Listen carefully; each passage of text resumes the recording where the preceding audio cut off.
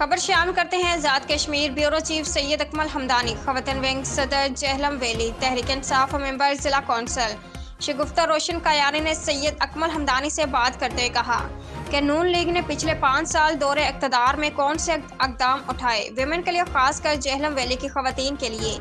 سابق وزیر اعظم فاروق حیدر خان کے اپنے حلقے اپنے گاؤں کی خواتین رلتی رہی ہیں، دور 2000 کے لیے خواتین کو ذلیل و رسوا کیا جاتا رہا اور آج بھی بے نظیر انکم سپورٹ پروگرام کے نام پہ خواتین کو ذلیل کیا جا رہا ہے، جبکہ حکومت پی ٹی آئی کا منشور ہی خواتین کو باروزگار اور خود کفیل بنانا ہے۔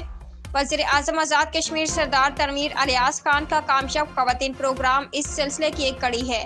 بزنس میں خواتین کو امپروو کرنا ہمارا منشور ہے۔ انشاءاللہ بہت جلد جہلم ویلی کامیاب خواتین پروگرام شروع کیا جائے گا۔